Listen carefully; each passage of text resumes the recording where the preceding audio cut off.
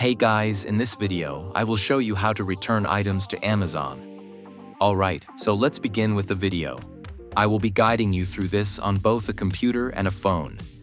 On a computer, the first thing you need to do is head to the top right, and you'll need to be signed into your Amazon account and hover over this and go into your account list and go and click on your orders to get your orders. And on your phone, all you need to do is go to the bottom of the Amazon app and go and click on the Profile or Account button.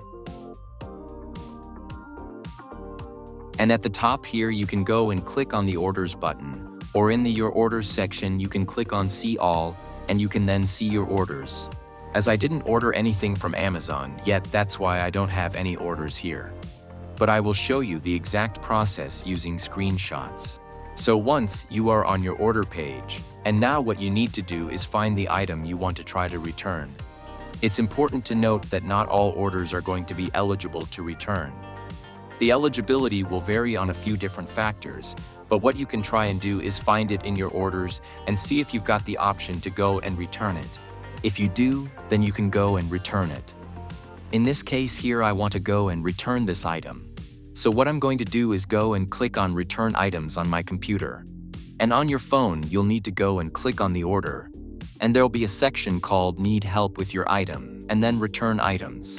And in this case, this return is eligible date is given.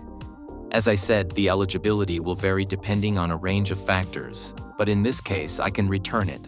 So I can go and click on Return Items, and you can do the same on your computer.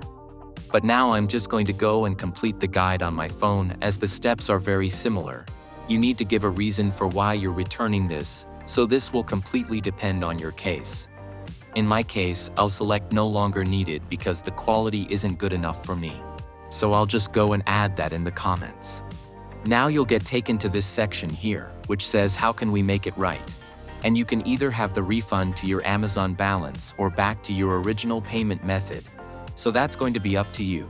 And I'll then go and click and continue. And now you need to decide how you'd like to go and return your items.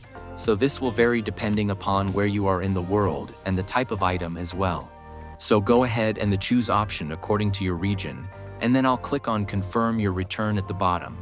And just like that, I've now gone and started the return. And so what I'll now need to do is go and take this item to the parcel shop, and I can go and scan it by using the return code there.